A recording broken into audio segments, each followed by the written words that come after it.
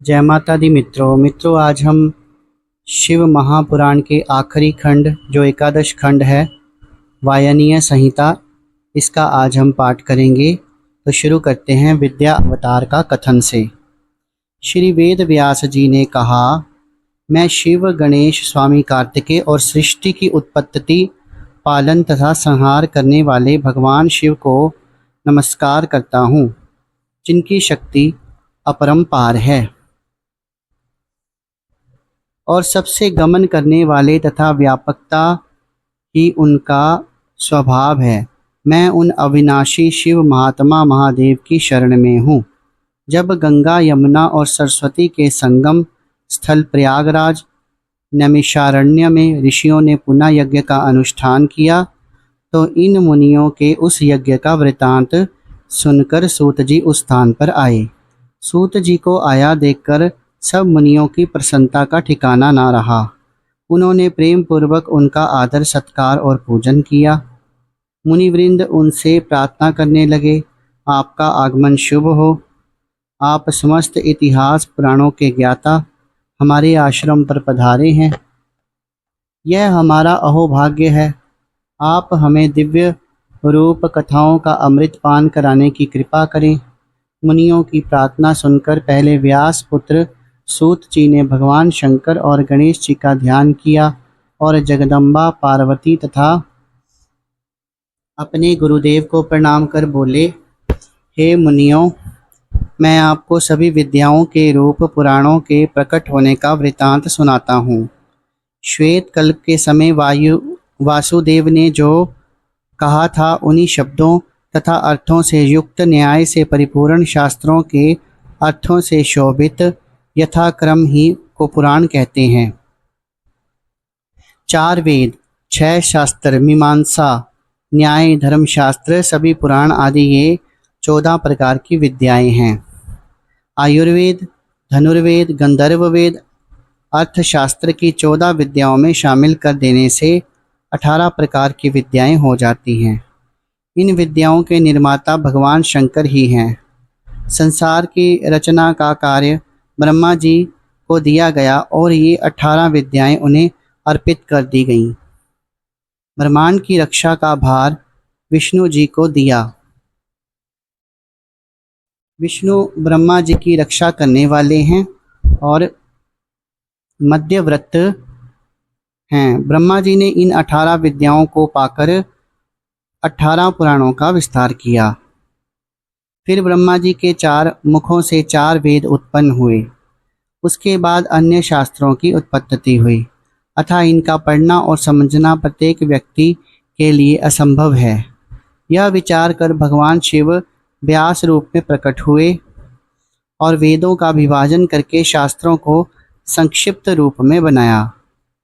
इसी तरह द्वापर युग के अंत में विष्णु भगवान व्यास जी के रूप में प्रकट हुए और वेद आदि का विभाजन किया। द्वापर युग की समाप्ति पर सत्यवती नंदन कृष्ण द्वैपायन के नाम से व्यास जी प्रकट हुए। उन्होंने वेदों को 4 भागों में विभक्त किया, इसलिए ये वेद व्यास के नाम से प्रसिद्ध हैं। जब तक इन पुराणों को ना पढ़ा जाए, तब तक वेद, उपनिषद, वेदों के अंश पढ़ने से कुछ भी ज्ञान प्राप्त नहीं होता। 18 पुराणों के नाम इस प्रकार हैं: ब्रह्म, पद्म, विष्णु, शिव, भागवत, भविष्य, नारद, मार्कंडे, अग्नि, ब्रह्म वैवर्त, लिंग, वाराह, वामन, कूर्म, मत्स्य, गरुड़, ब्रह्मांड और स्कंद। इनमें चौथा शिव पुराण शैवों की सभी मनोकामनाएं पूर्ण करने वाला है।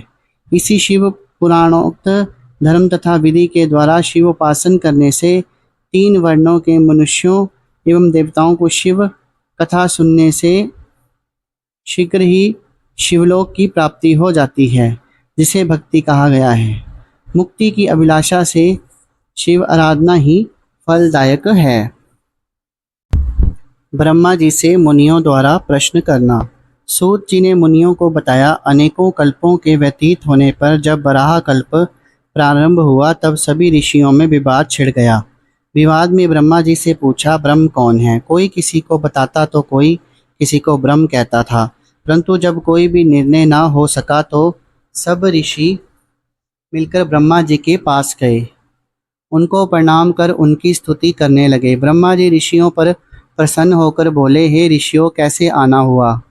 ऋषि बोले, हम एक संदेह रूपी अज्ञान के अंधकार में पड़े हुए हैं और बहुत व्याकुल हो रहे हैं, अतः आप कृपा करके हमारा संदेह दूर करें।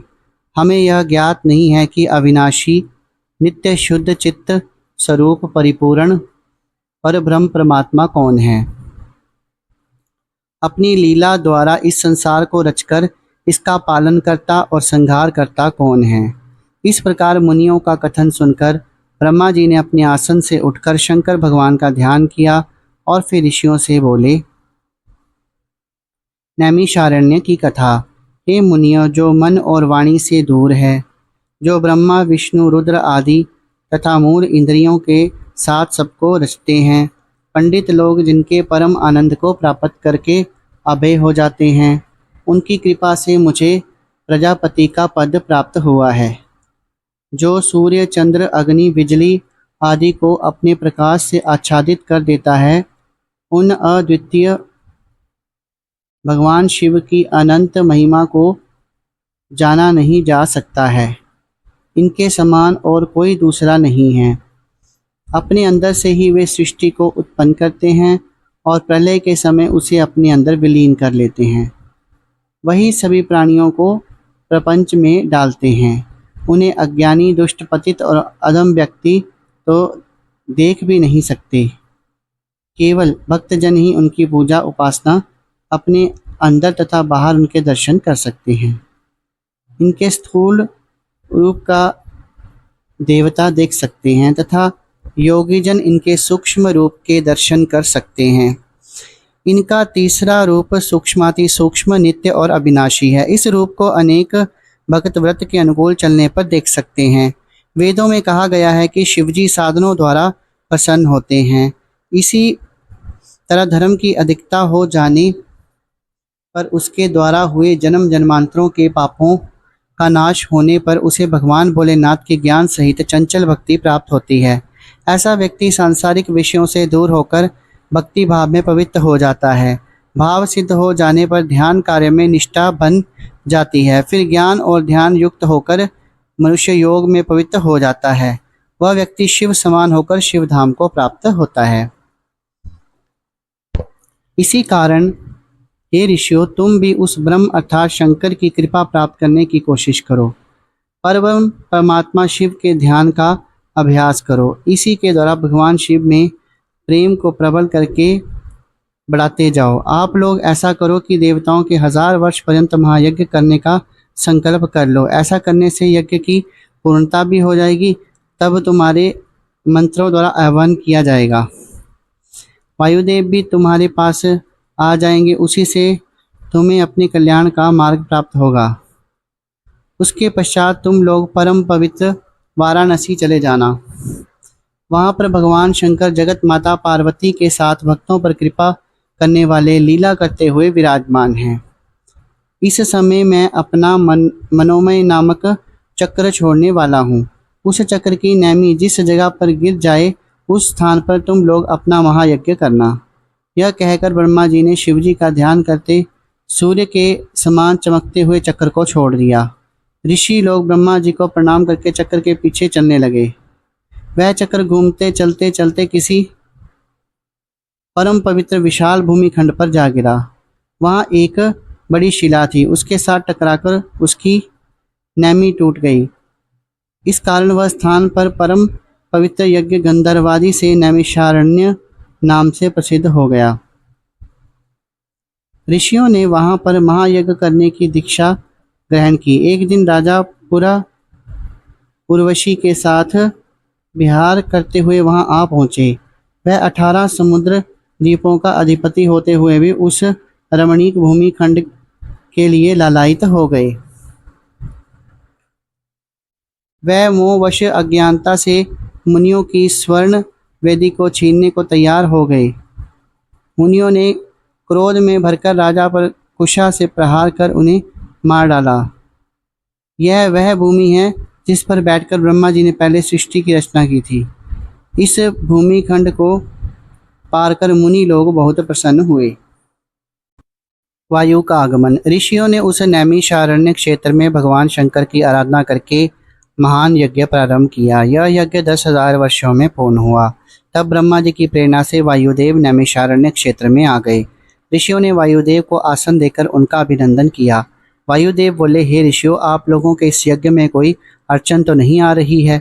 ऋषिगण बोले, हमें अपना अज्ञान दूर करने के लिए ब्राह्मणों की आराधना की थी। उन्होंने प्रसन्नता पूर्वक इस यज्ञ को करने की अनुमति प्रदान कर दी। उन्होंने ब्रह्मा, विष्णु, रुद्र आदि देवों के स्वामी भगवान शंकर को संतुष्ट करने के लिए शिव मंत्र को जप करने की आज्ञा प्रदान की है। ब्रह्मा जी ने आपको उपस्थित होने के लिए भी कहा था, इसी कारण आप यहाँ पधारे हैं। आपकी कृपा से हमारे 10,000 वर्षों से चल रहा महायज्ञ पूर्ण हुआ। शिव भक्ति का वर्णन। ऋषि पूछने लगे, हे वायुदेव, ब्रह्मा जी ने किस प्रकार आपको शिव ज्ञान का उपदेश दिया? वायुदेव ने उत्तर दिया, हे ऋषियों, जब 21वां श्वेत रूप नाम का कल्प लगा तब ब्रह्मांड की रचना हेतु ब्रह्मा जी ने शिवजी को प्रसन्न करने के लिए कठोर तपस्या की। उनके द्वारा संतुष्ट होने पर भगवान शंकर प्रकट होकर ब्रह्मा जी को ब्रह्म ज्ञान का उपदेश देने लगे। मैंने जो पशुपति संज्ञक ज्ञान प्राप्त किया है, सुख प्राप्त करने की इच्छा रखने वालों को उसमें भक्ति रखनी चाहिए। ज्ञान से ही अज्ञान रूपी का अंधकार नाश होता है। ज्ञान ही वस्तु विनाशक है। जीव ज्ञान चेतन है, प्रकृति माया है और माया से युक्त मूल कर्ण का संबंध रखने वाला पुरुष है। इन दोनों के प्रेरक शिवजी शंकर हैं। माया तो महेश्वरी की शक्ति मानी जाती है। माया रूपी यह शरीर स्वयं शिवजी का बनाया हुआ है। जीव अपने कर्मों के फल भोगने के लिए ही सर्वव्यापी माया से आच्छादित रहता है। माया के समाप्त होने पर परजीवी भी मुक्त हो जाता है। यह जीवात्मा ज्ञानहीन होकर परमेश्वर को की प्रेरणा पाकर सुख दुख भोगने हेतु स्वर्ग व नरक में जाती है। ऋषि बोले, हे वायु देवता, इन पशुपाश के स्वामी कौन हैं? वायुदेव ने उत्तर दिया, इसके स्वामी परमेश्वर हैं। वह सर्वव्यापक होने के कारण सर्व जगह निवास करते हैं। ईश्वर से प्रेरणा पाकर ही जीव कर्तव्य के रूप में प्रकाशित होता है। परमात्मा ही करता है। जिस प्रकार नेत्रहीन प्राणी कुछ नहीं कर सकते, उसी प्रकार प्राणियों को भगवान नहीं दिखाई देता। प्राणियों के नेत्र माया से ढके रहते हैं। परमपिता मायावी हैं। वह अपनी ईशानी शक्तियों से अकेले ही समस्त संसार को अपने अधीन कर लेते हैं। भगवान शिव संसार की सृष्टि, स्थिति और संहार करने वाले हैं। समस्त संसार इस विराट पुरुष के नेत्र, भुजा, मुख आदि हैं। वही देवों के आदि देव ब्रह्मा जी का निर्माण करते हैं। अपनी शक्ति द्वारा अकेले ही रचना करते हैं एवं समय आने पर इसका विनाश भी कर देते हैं। सदाशिव के ज्ञान से इस भवसागर से मुक्ति मिल जाती है। ये सदाशिव अमृत रस के परम सेतु हैं। जलते हुए काष्ठ की अग्नि के समान हैं। परब्रह्म परमात्मा शिवजी के ज्ञान से ही मुक्ति मिलती है। ऋषि बोले, हे वायुदेव, यह संसार किसके अधीन होकर चलता है? वायुदेव बोले, हे ऋषियों, यह संसार भगवान शंकर का ही तेज स्वरूप है। इसको कलात्मक कहते हैं। ईश्वर की इच्छा से ही यह पूरे संसार का विनाशक है। यह अपनी ही शक्ति से त्रिलोकी पर अखंड राज्य करता है। शिव शक्ति से यह भी सबको इच्छित सुख का फल प्रदान करने वाला है। जिस प्रकार समयानुसार मेघ जल बरसते हैं, सूर्य की किरणें संसार को तप्त करती हैं, खेतों में अन्न उत्पन्न होता है, उसी प्रकार काल भगवान शिव शक्ति द्वारा संसार को जीवन देता हुआ कारण बन रहा है। जो प्राणी इस काल के तत्व को जान लेता है, वे ही परमेश्वर शिव के दर्शन पाने में सफल होते हैं।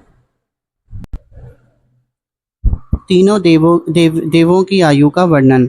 ऋषियों ने कहा, हे वायुदेव, अब आप तीनों देवों की आयु के परिणाम बताएं। वायुदेव बोले, सतयुग, त्रेतायुग, द्वापर युग और कलयुग, ये 4 युग हैं। सतयुग में 400 वर्ष की संख्या और 400 वर्ष का सद्यांश होता है। इस प्रकार सतयुग की आयु 400,000 वर्ष की होती है। त्रेता युग 30,000 वर्ष का होता है। इसमें 300 वर्ष का संध्याश होता है। द्वापर युग 200 वर्ष संध्यांश का तथा संध्यांश का। कलयुग में 100 वर्ष की संध्या तथा संध्यांश होते हैं। एक संध्यांश 12,000 वर्ष का होता है। जब चारों युग के 1,000 वर्ष व्यतीत हो जाएं तब एक कल्प होता है। इस तरह 71 चतुर्युगी का एक मनवंतर होता है। एक कल्क के मध्य में 14 मनु होते हैं। इस तरह गिनती करते करते सैकड़ों मनु मनवंतर कल्प व्यतीत हो गए। ब्रह्मा का कल्प कल्प नाम का एक दिन कल्पों का वर्ष माना जाता है। जब 8,000 वर्ष व्यतीत हो जाते हैं तो ब्रह्मा का एक युग होता है। 1,000 युग का एक सवन होता है। जब 30,000 सवनों का समय व्यतीत हो जाता है तो ब्रह्मा की आयु पूर्ण हो जाती है। ब्रह्मा जी की पूरी आयु विष्णु का एक दिन होता है। जब रुद्र का एक दिन होता है तो विष्णु की आयु पूरी हो जाती है। जब ईश्वर का एक दिन पूरा होता है तो रुद्र की आयु पूरी हो जाती है। भगवान शंकर की 5,40,000 साल की आयु होने पर सारी सृष्टि उत्पन्न होती है। उसका पालन पोषण होता है और फिर सबका नाश हो जाता है। परंतु परमेश्वर की ना तो कोई रात होती है और ना ही कोई दिन होता है। प्रलयकर्ता का वर्णन। प्रथम रूप से परब्रह्म शक्ति उत्पन्न होती है। यह माया है। उस माया रूपी शक्ति से प्रकृति उत्पन्न होती है। प्रकृति से समस्त संसार की उत्पत्ति होती है। यह संसार 5 कलाओं से परिपूर्ण और अप्रकट कारण रूप है। इसलिए भगवान शंकर ही सृष्टि पालन और संहार का कार्य किया करते हैं। अज्ञात संसार के मध्य में महेश्वर अपनी महाईश्वरी रूपी रात्रि का सेवन करते हैं। प्रातःकाल होने पर महेश्वर महायोग द्वारा प्रकृति पुरुष में प्रविष्ट हो जाते हैं। तब इन दोनों में क्षोभ उत्पन्न कर देते हैं।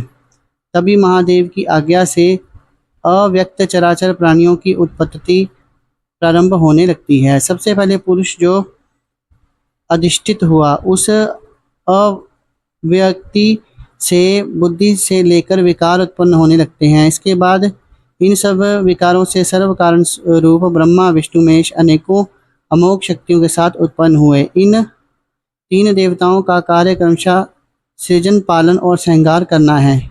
यह देखकर शिवजी प्रसन्न हुए। ये तीनों देवता एक दूसरे से उत्पन्न होकर एक दूसरे को धारते हैं।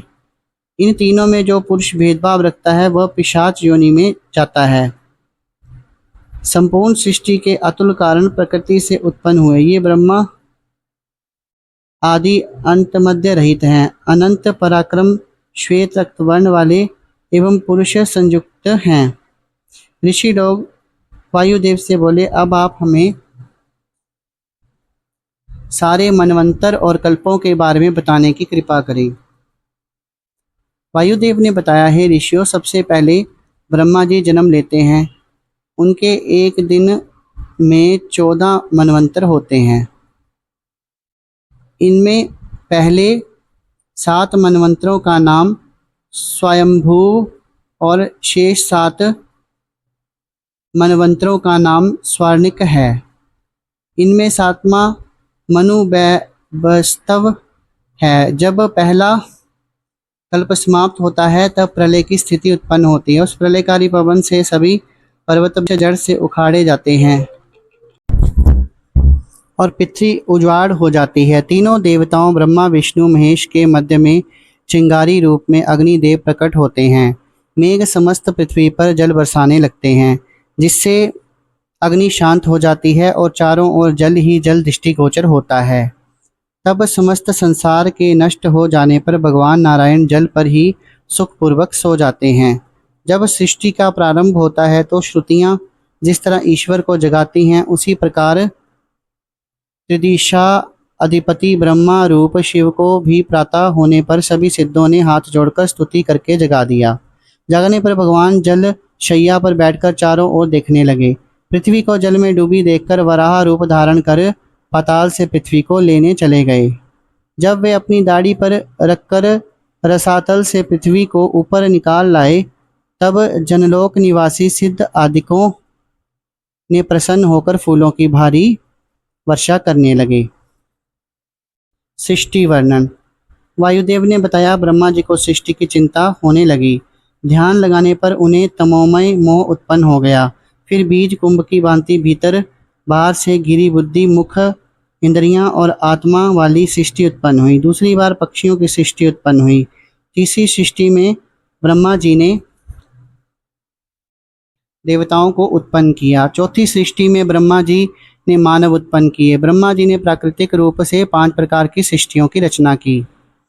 इनमें से प्रथम सृष्टि में मानस पुत्र उत्पन्न हुए, जिन्होंने उत्पन्न होते ही वन में तपस्या की।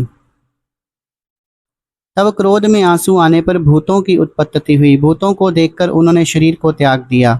जब ब्रह्मा जी के मुख से भगवान शिव उत्पन्न हुए, भगवान शिव ने अपने शरीर से 11 पुरुषों को उत्पन्न किया, जो अब 11 रुद्रों के नाम से प्रसिद्ध हुए। ब्रह्मा जी के पूर्व दिशा वाले मुख से गायत्री मंत्र उत्पन्न हुआ। उनके दक्षिण दिशा वाले मुख से वेद उत्पन्न हुए।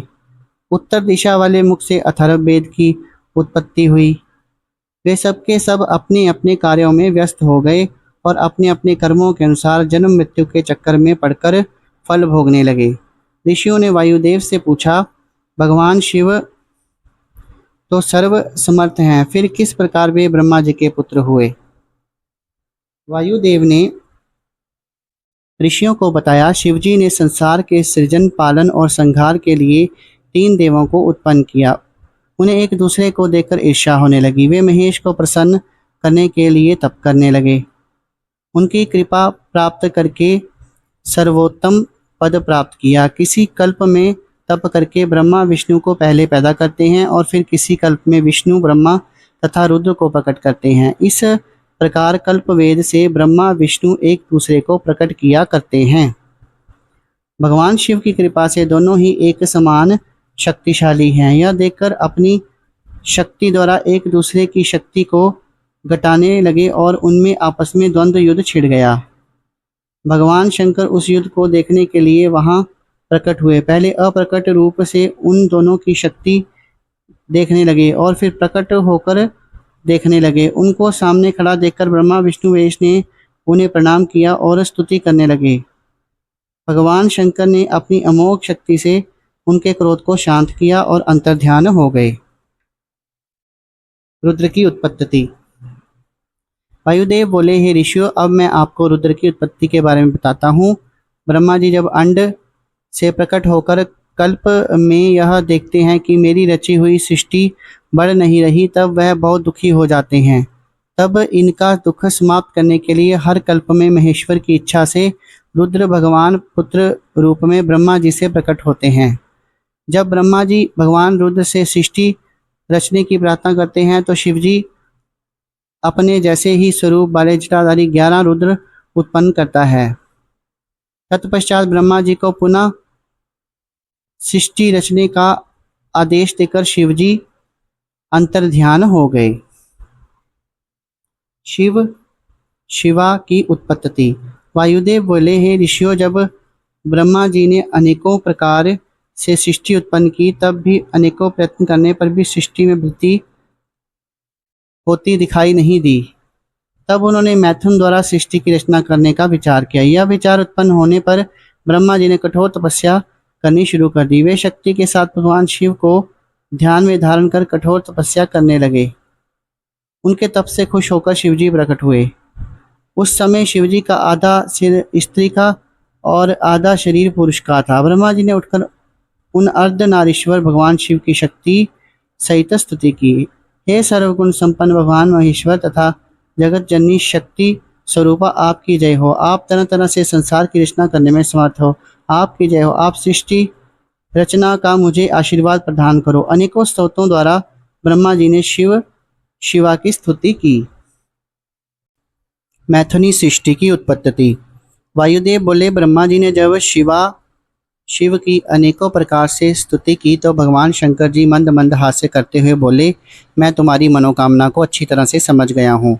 तुमने सृष्टि को बढ़ाने के लिए जो यह महान तप किया है, इससे मैं तुमसे अति प्रसन्न हूँ। यह कहकर भगवान शिव ने अपने ही अंग से एक दिव्य गुण वाली परम शक्तिवान नारी प्रकट कर दी। ब्रह्मा जी हाथ जोड़कर नम्रता पूर्वक उस देवी से प्रार्थना करने लगे, हे भगवती, मुझसे सृष्टि की वृद्धि नहीं हो पा रही है, अतः मैं सृष्टि बढ़ाने हेतु मैथुनी सृष्टि की रचना करना चाहता हूँ, परंतु ये तभी संभव है जब नारी की रचना हो जाए। इसलिए आप अपने अंश द्वारा मेरे पुत्र तथा दक्ष पुत्री बनने की कृपा करें, तभी आपके द्वारा सृष्टि रचना में वृद्धि हो सकती है। ब्रह्मा जी की प्रार्थना सुनकर देवी ने प्रसन्न होकर अपनी भ्रिकुटियों के मध्य से अपने समान तेजस्वी शक्ति उत्पन्न की।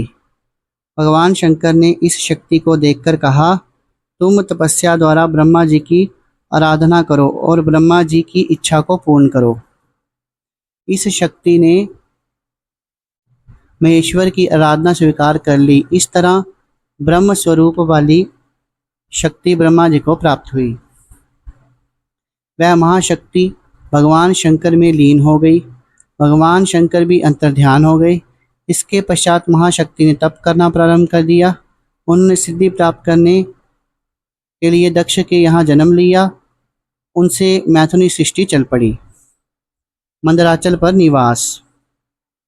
एक बार मंदराचल पर्वत ने अपने ऊपर शिव पार्वती के निवास करने हेतु कठोर तपस्या की। भगवान शिव ने उसकी इच्छा पूर्ण करने के लिए उस पर्वत पर निवास करने लगे। उस समय सृष्टि बहुत बढ़ गई थी।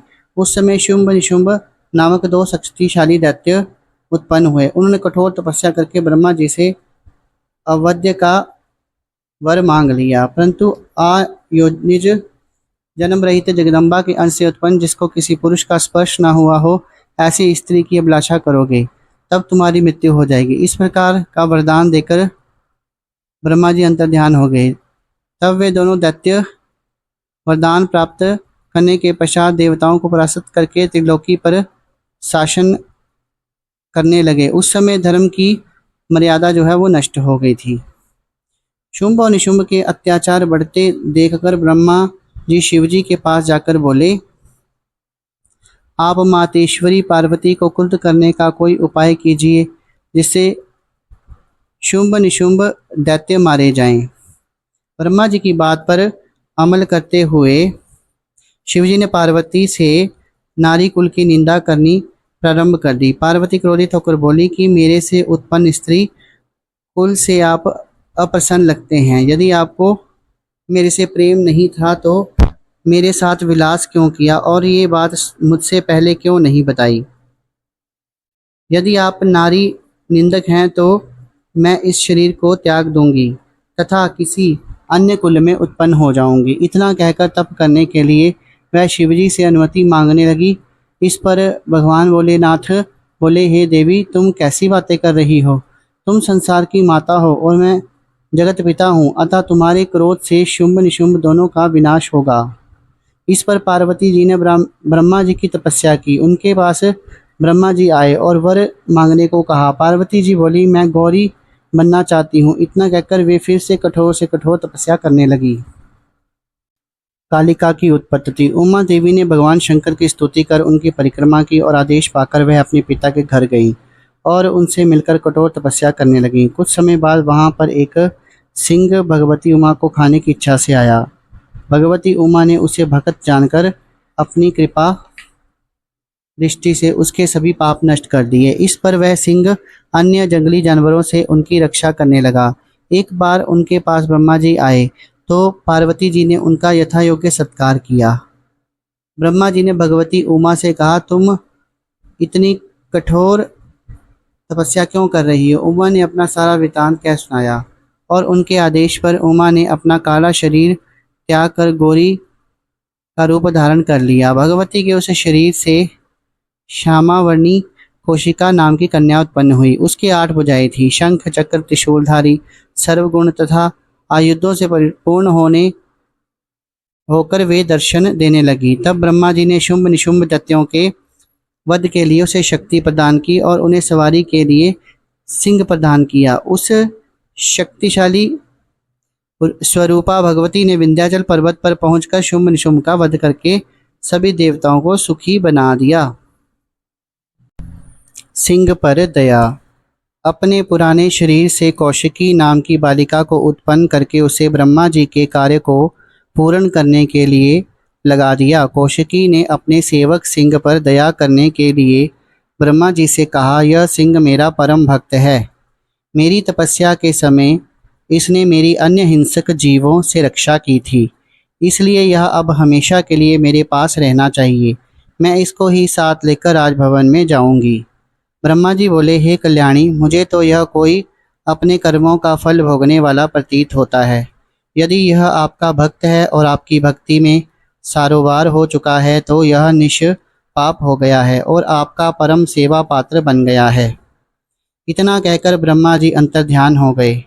भगवती सिंह को साथ लेकर अपने माता पिता के यहाँ से मंदराचल पर्वत पर भगवान शंकर के पास आ गई। शिव गौरी मिलन। वायुदेव बोले, गौरी को उठाकर भगवान शंकर ने हृदय से लगा लिया और बोले, हे प्राण प्रिय, अब आप क्रोध करना तो भूल चुकी होंगी। अपने स्वभाव से ही गौरी और कालिका द्वारा मेरे मन को लुभा लिया है। अब हमें आपस में किसी प्रकार का विद्वेष नहीं रखना चाहिए। हम दोनों संसार के कारण और आधार रूप हैं, इस कारण हम दोनों को मिलकर रहना चाहिए। शिवजी की इस प्रकार की बातें सुनकर गौरी शर्मा गई और बोली कि आपकी कृपा से मैंने दोनों दैत्यों का वध करा है और इसी शक्ति की आराधना तथा पूजा करने से व्यक्ति फल प्राप्त करेंगे।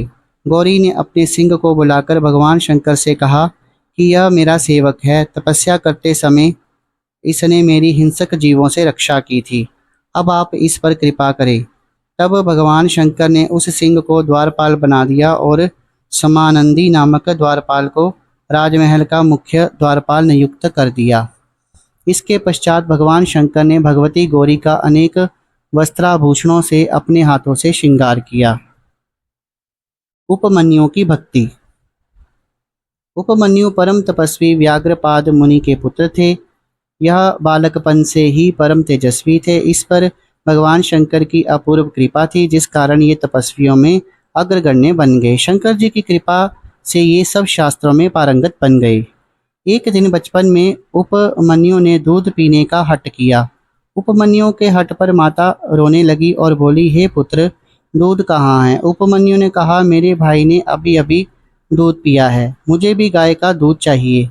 तब माता ने अंदर जाकर गेहूं को पीसकर उसे पानी में घोलकर उसे छानकर उपमन्यु को दिया। बालक ने एक घूंट पीकर माता से कहा, ये दूध अच्छा नहीं, मैं इसे नहीं पीता। इस पर माता रोने लगी और बेटे से बोली, हम लोग तो वन में रहते हैं। माता के दुख भरे वचनों को सुनकर वह बोला, हे माता श्री, आप दुखी ना हो, मैं भगवान शिव जी को प्रसन्न करके दूध प्राप्त कर लूँगा। मुझे आप इतना बता दो कि वह कहाँ पर मिलेंगे। उनके पास तो बहुत सी गायें होंगी, मैं उनसे गाय मांग लूँगा। यह सुनकर माता उससे बोली, हे पुत्र, शिवजी तो सब जगह विराजमान हैं, जिस जगह पर पुकारोगे वे वहीं चले आएंगे। उपमन्यु को नींद आ गई। आधी रात के समय बालक उपमन्यु की आंखें खुल गईं तो उसने अपने द्वार पर साक्षात शिवजी को खड़े देखा। वह उठकर द्वार पर गया तो भगवान शिव शंकर अंतर्ध्यान हो गए। बालक सोच में पड़ गया कि भगवान शंकर कहाँ चले गए। तब उपमन्यु ओम नमः शिवाय का उच्चारण करता हुआ वन में चला गया। कुछ दूर पहुंचने पर उसे सुनाई पड़ा कि हे बालक, तेरा कल्याण हो। बालक इधर उधर देखने लगा और मन में सोचने लगा कि दूध अवश्य मिलेगा। कुछ आगे बढ़ने पर उसे एक शिवालय दिखाई पड़ा तो वह उसके अंदर जाकर मूर्ति से लिपट गया और रोने लगा। उसे अपने शरीर की बिल्कुल सुधि न रही। 3 दिन व्यतीत हो गए परंतु वह उस मूर्ति से ही लिपटा रहा। इधर उपमन्यु की माता सोकर उठी तो घर में उपमन्यु को ना पाकर रोती चिल्लाती वन में जाकर उसे ढूंढने लगी। इस समय बालक भूख प्यास से व्याकुल होते हुए भी शिव मंत्र रट रहा था। वहां एक पिशाच आ पहुंचा और उस अचेत बालक उपमन्यु को उठाकर ले गया। पिशाच को जब भूख लगी तो वह उस बालक को मारने वाला था कि शिव की कृपा से वहां एक भयानक सर्प ने पिशाच को डस लिया, जिससे वह मर गया। बालक उपमन्यु भी गिर पड़ा परंतु उसे चोट नहीं आई। शिवजी वहां से अंतर्ध्यान हो गए। वायुदेव बोले, हे ऋषियों, उस समय प्यास के कारण बालक का गला सूख गया था। कमजोर हो जाने के कारण उसे मृत्यु विकारों ने आ घेरा। भगवान शिव ने भी कुछ नहीं खाया और वहां से चल दिए। पार्वती जी ने पूछा, आप भूखे पेट कहाँ जा रहे हैं? आपको आपका कोई प्रिय भक्त तो नहीं पुकार रहा है? शिवजी ने बताया, तुम नहीं जानती, एक बालक सूखे कंठ से मुझे पुकार रहा है, अतः मैं उसके पास जा रहा हूँ। भगवान शिव उपमन्यु के पास जाकर बोले, हे वत्स, मैं तुम्हारी तपस्या से प्रसन्न हूँ, अतः तुम कोई वर मांगो। उपमन्यु ने कहा, हे भगवान, आप मुझे दूध का समुद्र प्रदान करें। शिवजी बोले, लो, हम तुमको दूध का समुद्र देते हैं। भगवान शिव उपमन्यु से बोले, हे उपमन्यु, तुम मेरे प्रिय भक्तों में से एक हो, मेरी कृपा से अब भविष्य में तुम्हें कोई कष्ट नहीं होगा। इतना कहकर भगवान शिव शंकर अंतर्ध्यान हो गए। वायुदेव ने मुनियों को बताया, हे मुनियों, वासुदेव श्री कृष्णा ने अपनी इच्छा से पृथ्वी पर अवतार ग्रहण किया है। मुनि लोग उस आश्रम पर पहुंचे तो उन्हें जटाजूटधारी भस्म लगाए हुए तिलकधारी उपमन्यु को उनके दर्शन हुए। श्री कृष्ण को उन्होंने प्रणाम किया। उपमन्यु ने त्रयायुष्यम जमदग्ने इस मंत्र से उन्हें भस्म विलेपन किया। फिर 12 मास तक उसने पशुपात व्रत धारण कराया और उत्तम ज्ञान प्रदान किया। उस दिन से भगवान श्री कृष्ण ने पुत्र प्राप्ति हेतु गुरु के उपदेश से तपस्या की। 1 वर्ष व्यतीत हो जाने पर भगवान शिव पार्वती जी ने श्री कृष्ण को दर्शन दिए तथा कहा, हम तुम्हारी इच्छा को जानते हैं, आपको पुत्र अवश्य प्राप्त होगा। इतना कहकर भगवान शिव अंतर्ध्यान हो गए। उसी वर के प्रभाव से भगवान श्री कृष्ण को जामवती नामक पत्नी से सांब नामक पुत्र की उत्पत्ति हुई। उपमन्यु द्वारा श्री कृष्ण को उपदेश। उपमन्यु बोले, हे श्री कृष्ण, इस समस्त ब्रह्मांड में भगवान शिव ही व्यापक हैं। ब्रह्मा, विष्णु, रुद्र, ईशान, सदाशिव, ये सभी उनकी प्रतिमाएं हैं जिनमें समस्त संसार व्याप्त हो रहा है। इसी तरह ईशान, परुष, अघोर, वामदेव, सद्योजात 5 मूर्तियां और भी हैं। ईशान तो सबसे मुख्य है, वही क्षेत्र है। मूर्तिमान स्थाणु मूर्ति पुरुष हैं। बुद्धि तत्व का आश्रय लिए हुए अघोर मूर्ति हैं। अहंकार की अधिष्ठात्री वामदेव नामक मूर्ति है। शंकर जी के हृदय में बसने वाली सद्योजात मूर्ति है। ईशानी मूर्ति श्रोत, वाणी, शब्द, आकाश की अधिष्ठात्री है। ईश्वरीय मूर्ति तात्विक हस्त, स्पर्श, वायु की अधिष्ठात्री अघोर मूर्ति नेत्र, चरण की अधिष्ठात्री है। वामदेव मूर्ति रसना, वायु, रस एवं जल की अधिष्ठात्री है। इस प्रकार भगवान शंकर की 8 प्रतिमाएं हैं। धागे में जिस प्रकार मणियां ग्रथित रहती हैं, उसी प्रकार इन मूर्तियों में संसार ग्रथित है। वे हैं शर्व, भव, रुद्र, उग्र, भी, पशुपति, ईशान तथा महादेव।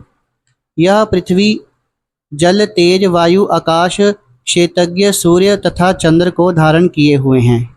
इस तरह समस्त संसार शिव रूप हैं, अतः शिवजी की आराधना ही अभय अनुग्रह करने वाली है। श्री कृष्ण बोले, हे उपमन्यु, अब आप कृपा कर यह बताएं कि स्त्री पुरुष द्वारा यह समस्त संसार किस तरह अधिष्ठित है। उपमन्यु ने बताया, हे वासुदेव कृष्ण, स्त्री पुरुष महादेव शंकर की ही विभूति हैं। महादेव ही सर्वशक्तिमान हैं। यह सारा जड़ चेतन दृश्य सब कुछ श्री शिव और शक्तिमान हैं। शिव भवानी एक ही रूप हैं।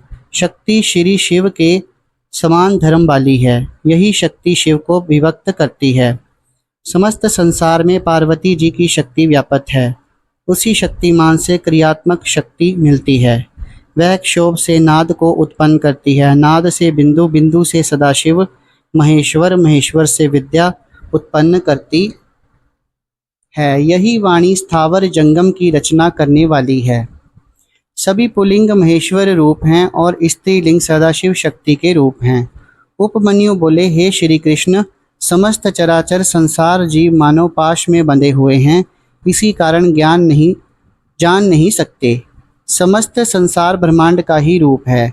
ऋषि मुनि उनका अविकल्प प्रभाव पाकर उन्हें अनेकों भावों से वर्णन करते हैं। उन्हें ऊपर ब्रह्म, परब्रह्म, परमात्मा भी कहते हैं। उन्हें अनादि अनंत महादेव भी कहते हैं।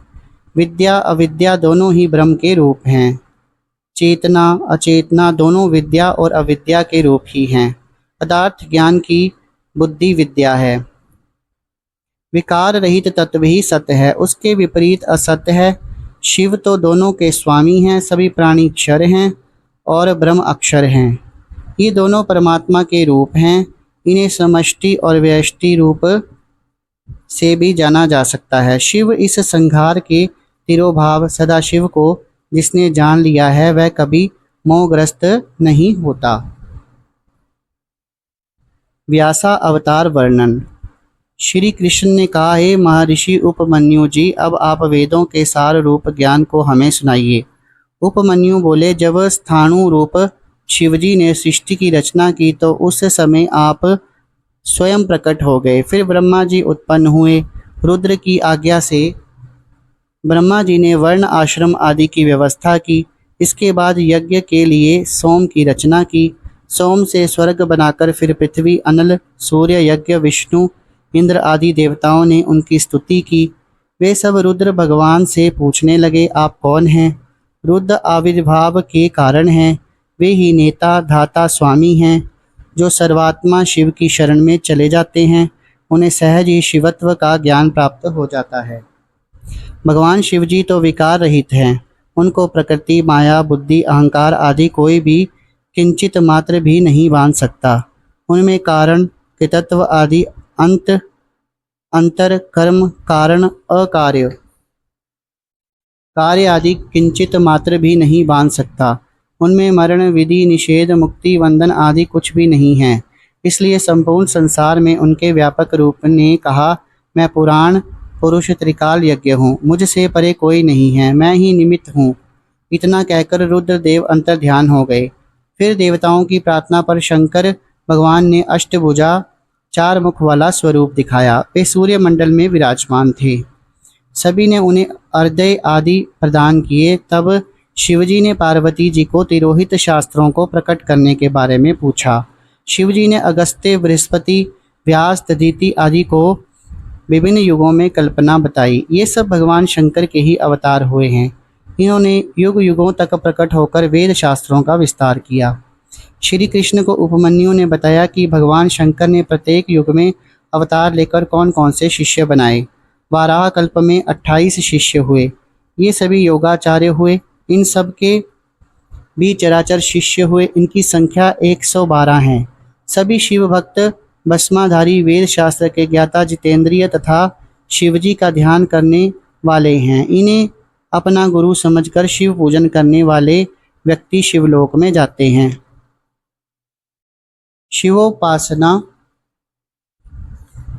निरूपण। पार्वती बोली, हे स्वामी, आप थोड़ी भक्ति और थोड़ी श्रद्धा पर किस प्रकार प्रसन्न हो जाते हैं? भगवान शिव बोले, हे देवी, मैं तपस्या कर्म की अपेक्षा श्रद्धा भक्ति से अधिक प्रसन्न होता हूँ। श्रद्धालु को मुझे अपने वश में करने के लिए ध्यान का सहारा लेना चाहिए। प्रत्येक व्यक्ति के लिए केवल मेरा पूजन ही तप है और मेरे लिए शरीर पोषण तप है। ज्ञानी पुरुष एकाग्रचित्त होकर भक्ति द्वारा मेरा पूजन करे तो मुझे प्राप्त करने में सफल हो सकता है। जो व्यक्ति भक्ति भावना के साथ मेरा भजन व ध्यान करते हैं, यदि वे फल की इच्छा भी करने लगे तो भी मेरे लिए वे प्रिय भक्तों की श्रेणी में आते हैं। इसलिए भावना सहित भजन करना ही श्रेष्ठ तप है। पंचाक्षर मंत्र की महिमा। श्री कृष्ण ने कहा, हे मुनिवर उपमन्यु जी, अब आप मुझे पंचाक्षर मंत्र की महिमा बताएं। उपमन्यु बोले, वेदों और शास्त्रों में ओंकार सहित षडक्षर मंत्र की महिमा बताई गई है। यह मंत्र ओम नमः शिवाय भक्तों की सभी कामनाओं को पूर्ण करता है। वेदों का सार रूप होने के कारण इसमें थोड़े अक्षरों में भी अर्थ सिद्धि बहुत है। सभी विद्याओं का बीज तथा सबसे मुख्य मंत्र केवल यही है। ये बहुत सूक्ष्म तथा बड़ी महिमा वाला है। तीनों गुणों से संपन्न सर्वज्ञ समर्थ ब्रह्म इसी एकाक्षर ओम में स्थित है। इस मंत्र में ईशान आदि ब्रह्मांड अव्यक्त रूप से निवास करते हैं। भगवान शंकर इस मंत्र द्वारा संसार से मुक्ति दिलाने वाले हैं। जो व्यक्ति इस मंत्र पर विश्वास नहीं करता है वह नरक में निवास करता है। जो व्यक्ति इस मंत्र का जाप करते हुए शिवलिंग की पूजा करते हैं वे शिवलोक को प्राप्त होते हैं। कालनाशक मंत्र। पार्वती जी ने पूछा, हे प्राणनाथ, कलयुग में आपके भक्तों की मुक्ति किस प्रकार से होगी, क्योंकि तब तो सभी धर्म कर्म नष्ट हो जाते हैं। भगवान शंकर बोले, हे प्राण प्रिय, कलयुग में मेरे पंचाक्षर मंत्र ओम नमः शिवाय का पाठ करने से मुक्ति मिल सकती है। शरीर मन वाणी द्वारा प्रतिदिन पापी कृतघ्नी पुरुष भी पंचाक्षर मंत्र से शीघ्र ही भवसागर से पार उतर सकते हैं। जो व्यक्ति इस मंत्र को छोड़कर किसी अन्य मंत्र द्वारा मेरी पूजा करते हैं वे नरकगामी हो जाते हैं। कलयुग में केवल मेरे पंचाक्षर मंत्र से पूजा करने पर मुक्ति मिल जाएगी। दीक्षा विधि। श्री कृष्ण बोले, हे मुनिवर, अब आप मुझे उत्तम शिव संस्कारों को सविस्तार बताने का कष्ट करें। उपमन्यु बोले, 6 मार्ग शुद्ध कर लेने को संस्कार कहते हैं। जिस संस्कार से ज्ञान की प्राप्ति हो और पाश बंधनों का विनाश हो वह संस्कार दीक्षा कहलाता है। दीक्षा 3 तरह की होती है, संभावी दीक्षा, शक्ति दीक्षा और मातृ दीक्षा। संभावी दीक्षा गुरुदर्शन, स्पर्श, भाषण आदि से पाप विमोचन बताई गई है। यह दीक्षा तीव्र भेद से 2 प्रकार की होती है, जिसके द्वारा तप समूह नष्ट हो जाएं। वह तीव्र तथा जिसके द्वारा शीघ्र आनंद प्राप्त हो जाए वह तीव्रतर दीक्षा कहलाती है। गुरु योग द्वारा शिष्य के शरीर में प्रवेश करके जो ज्ञानमयी दीक्षा देते हैं उसे शक्ति दीक्षा कहते हैं। कुंड मंडल के साथ साथ जो क्रिया वाली दीक्षा दी जाए वह मैत्री दीक्षा कहलाती है। गुरु को चाहिए कि वह शिष्य की भली प्रकार परीक्षा करके ही मंत्र दीक्षा प्रदान करे। ज्ञान तथा क्रिया द्वारा शिष्य का शोधन करे। शिष्य गुरु की संगत में रहे और उन्हें शिवजी का ही स्वरूप समझे। नित्य नैमित्तिक कर्म। श्री कृष्ण बोले, हे महर्षि, अब मैं शिव शास्त्र के अनुसार कर्ता पुरुष के नित्य नैमित्तिक कर्म सुनना चाहता हूँ। अब आप कृपया बताने का कष्ट करें। ऋषि उपमन्यु बोले, हे श्री कृष्ण, ब्रह्म मुहूर्त में व्यक्ति को उठ जाना चाहिए और शिव पार्वती का ध्यान करें। फिर दैनिक कार्यों को करने का विचार कर लें। इसके बाद अरुणोदय होते ही घर से बाहर जाकर जहाँ कोई विघ्न बाध ना हो ऐसे स्थान पर जाकर विधिपूर्वक शौच आदि से निबटकर दातुन कुल्ला करें और स्नान आदि से निवृत्त होकर शुद्ध वस्त्र धारण करें। विधवा, ब्रह्मचारी और तपस्वी जनों को दातुन करना और सुगंधित वस्तुओं को जल में डालकर स्नान करना उचित नहीं है। जल के मध्य में खड़े होकर शिव मंत्र का जाप करें। फिर घुटनों से पृथ्वी पर प्रणाम करके अर्धे पात्र से शंकर भगवान को अर्घ्य दें, किंवा मूल विद्या द्वारा कुश मिले जल से अर्घ्य दें। उसके बाद पहली विधि से मंत्र को धारण करें। मस्तक पर दोनों भुजाधारी त्रिपुंड लगाए। इस प्रकार स्याग्य भी मस्तक, कान एवं हथेली में धारण कर लें। फिर ब्राह्मणों के सफ़ेद, लाल, पीत रंगीन नए वस्त्र धारण करें। इस प्रकार सभी कार्य पूजन स्थान पर जाकर पूर्व किंवा उत्तर मुख बैठकर शिव शंकर का ध्यान करें।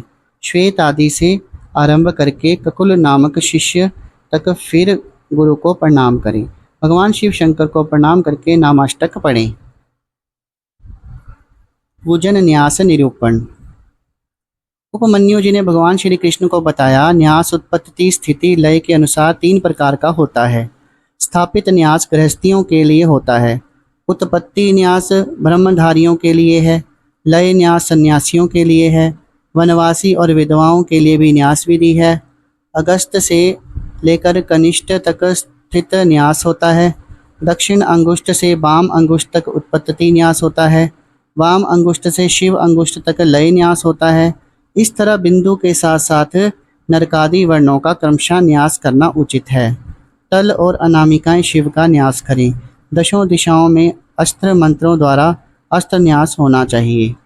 5 भूतों के स्वामियों के साथ साथ निवृत्ति आदि 5 कलाओं के कंठ को हृदय कंठ, तासु, भ्रिकुटियों के मध्य ब्रह्मरंध्र होना है। दग्ध शरीर में कलाओं का स्पर्श करें। उसे अमृत द्वारा विलग करके शरीर को उचित स्थान पर स्थित करें। फिर भौतिक शरीर को भस्मी द्वारा अमृत स्नान कराएं। उसी शरीर द्वारा ब्रह्मरंध्र से निःसृत तेज को शिव तेज मान लें। उसी का लय पदम में ध्यान करें। फिर शिव व्यवस्थित मार्ग द्वारा अंगादि न्यास करके एवं चरण भावी में वर्ण न्यास होना चाहिए। उत्तम ध्यानी ज्ञानी पुरुष संसार सागर में तैरता रहता है। ध्यान ज्ञान द्वारा आनंद मोक्ष मिलता है। सांगोपांग पूजन विधि। उपमन्यु बोले, हे श्री कृष्ण, शिव पूजन करना तो परम फलदायक है। बड़े बड़े पापी, ब्रह्म हत्यारे, चोर, गुरु पत्नी को कुदृष्टि से देखने वाले और व्यभिचारी व्यक्ति भी बिना मंत्रों के ही यदि शिवजी का पूजन करें तो भी उसके सभी पाप तुरंत समाप्त हो जाते हैं। इसलिए पतित व्यक्तियों को तो शिव पूजन अवश्य करना चाहिए। शिव पूजन में बंधन में पड़े व्यक्ति के बंधन छूट जाते हैं। शिव पूजन करने से जीवन सफल हो जाता है। अतः शिव पूजन और शिव भक्ति प्रत्येक व्यक्ति के लिए आवश्यक है। इसके समान और कोई दूसरा धर्म नहीं है। पूजन करने के पश्चात प्रसाद बांटना चाहिए। आवरण पूजा का विधान। उपमन्यु महर्षि बोले, हे श्री कृष्ण, सदा शिव के दर्पण में दाईं ओर गणेश जी और बाईं ओर स्वामी कार्तिकेय की मूर्ति स्थापित करके पूजा करनी चाहिए। इसके बाद शक्ति की पूजा करें। इसके पश्चात अग्नि कोण से प्रारंभ करके 8 प्रतिमाओं की पूजा करनी चाहिए। उसके बाद नंदी की दक्षिण में और महाकाल की उत्तर में पूजा करें। चौथे आवरण में ब्रह्मा जी की पूजा करें। उसके बाद पश्चिम में आवरण के साथ रुद्र की पूजा करें। तृतीय आवरण में 8 ग्रहों की पूजा करें। उसके बाद श्री शिव पार्वती का भोग लगाने के लिए अनेक मिठाई बनाएं। भोग लगाकर गुरु की पूजा कर परिक्रमा करके आरती करें और प्रणाम करें। फिर पूजन की सभी सामग्री विधि पूर्वक गुरु को अर्पित करें। ऐसा करने से व्यक्ति की सभी मनोकामनाएं अवश्य पूर्ण होती हैं। लिंग स्थापना द्वारा फल प्राप्ति। ऋषि उपमन्यु बोले, हे श्री कृष्ण, महादेव पार्वती को श्वेत चंदन के जल से स्नान कराकर श्वेत फूल चढ़ाएं। सामर्थ्य अनुसार स्वर्ण रत्नों से शिवलिंग मूर्ति बनाकर सुंदर पट लासन पर स्थापित कराएं। फिर बेल पत्रों से पूजन करें। धूप दीप कपूर नैवेद्य से पूजन करके आरती उतार कर परिक्रमा करें। 5 प्रकार की गंध से प्रतिदिन पूजा करने वाला मनुष्य शिवलोक में निवास करता है। समस्त ब्रह्मांड एक ही शिव में लिप्त है। अतः लिंग स्थापना में सब प्रतिष्ठित हो जाते हैं। सत्व रज तम इन तीनों गुणों को उत्पन्न करने का कारण लिंग है। यह अनादि है, अनंत है। समस्त संसार इसी से उत्पन्न होता है। एक बार प्रलय होने पर जब भगवान विष्णु शेष शैया पर सो गए तो उनकी नाभि से ब्रह्मा जी उत्पन्न हुए। उन्हें देखकर विष्णु जी पूछने लगे, तो कौन है? इसी बात पर उनमें आपस में वाद विवाद बढ़ गया। वे दोनों आपस में अपने आप को एक दूसरे से बड़ा समझने लगे। उनके अभिमान को नष्ट करने के लिए वहां शस्त्रों अग्नि ज्वालाओं से प्रकाशित एक दिव्य लिंग प्रकट हुआ। उस लिंग को देखकर ब्रह्मा और विष्णु दोनों आश्चर्य में पड़ गए। वे दोनों ऊपर नीचे घूमने लगे, परंतु उन्हें 1000 वर्ष में भी उस लिंग के आदि और अंत का पता नहीं चला। इस पर दोनों ने उस लिंग को आत्मा समझकर प्रणाम किया और अपने विवाद को शांत कर दिया। ब्रह्मा विष्णु का मोहित होना। ब्रह्मा और विष्णु दोनों उस लिंग को देखकर मोहित हो गए। उन्होंने लिंग को हाथ जोड़कर प्रणाम किया और स्तुति की। महादेव प्रसन्न होकर बोले, हे ब्रह्मा जी और विष्णु जी, तुम दोनों मेरी माया से मोहित होकर आपस में अपने आप को भगवान समझने लगे। अज्ञान से तुम्हारी दृष्टि नष्ट हो गई थी। मैं लिंग रूप में तुम्हारे अभिमान को नष्ट करने के लिए प्रकट हुआ। यह मेरी ही लीला है। अब तुम दोनों अपने अपने कार्यों में संलग्न हो जाओ। यह सुनकर ब्रह्मा जी और विष्णु जी ने उन्हें प्रणाम किया तथा शिवलिंग वहां से अदृश्य हो गया। लिंग प्रतिष्ठा विधान। उपमन्यु बोले, हे श्री कृष्ण, अब मैं आपको शिवलिंग प्रतिष्ठा के विषय में बताना चाहता हूँ। शुक्ल पक्ष में किसी भी दिन अपने अनुकूल शिवलिंग का निर्माण कर लेना। इसके पश्चात सबसे पहले गणेश जी का पूजन करें।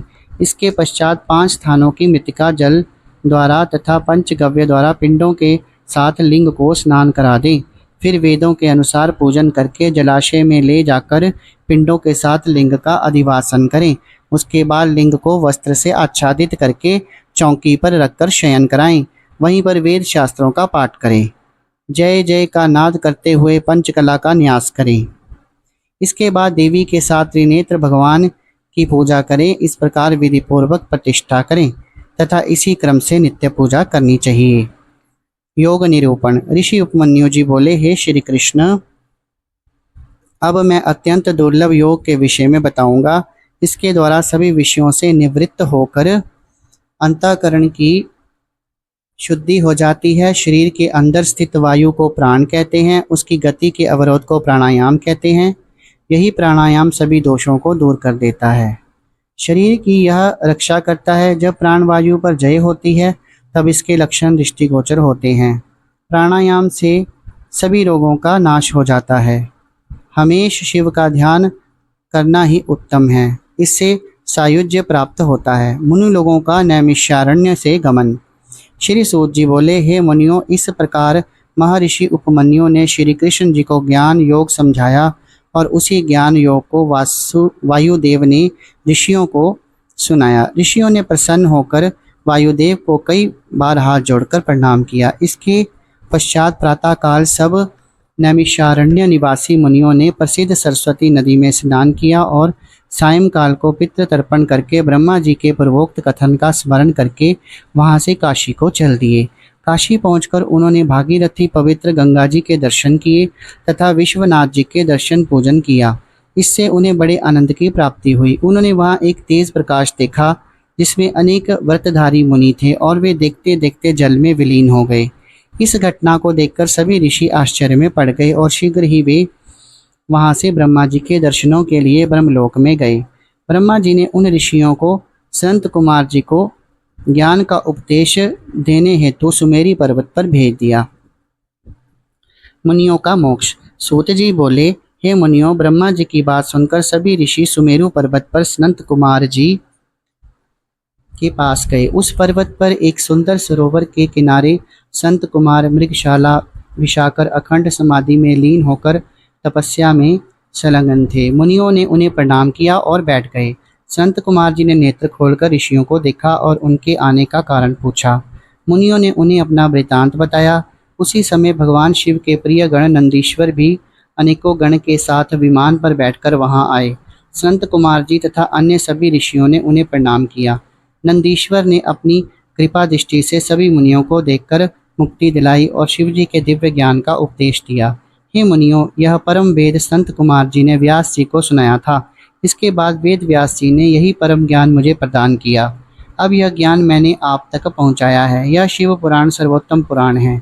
इससे धर्म अर्थ काम और मोक्ष चारों प्राप्त हो जाते हैं। इस पुराण के सुनाने से आप लोगों के साथ साथ मेरा भी कल्याण हो गया है। भगवान शिव आप लोगों का कल्याण करे। इतना कहकर सूत जी वहां से चले गए।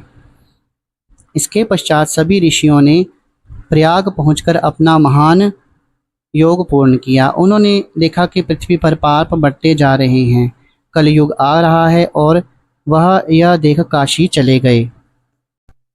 वहां पाशुपात से मुक्ति की कामना से पाशु व्रत धारण किया। इससे उन्हें सिद्धि प्राप्त हुई। उससे ज्ञान प्राप्त कर वे फिर शिव जी के ध्यान में लग गए। शिव पुराण की कथा एक बार सुनने से ही पापों का विनाश हो जाता है और वह शिव जी का भक्त होकर मोक्ष को प्राप्त हो जाता है। कलयुग में नित्य प्रतिदिन शिव जी की कथा सुनने तथा पढ़ने से योग और मोक्ष की प्राप्ति होती है।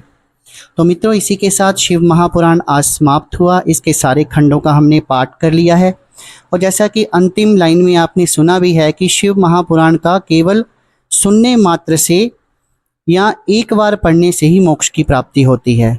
तो मैं आशा करता हूँ कि आप सारे मेरे खंड जो हैं, क्योंकि अगर आपके पास समय नहीं है पढ़ने का तो कम से कम आप मेरे खंड सुन रहे होंगे।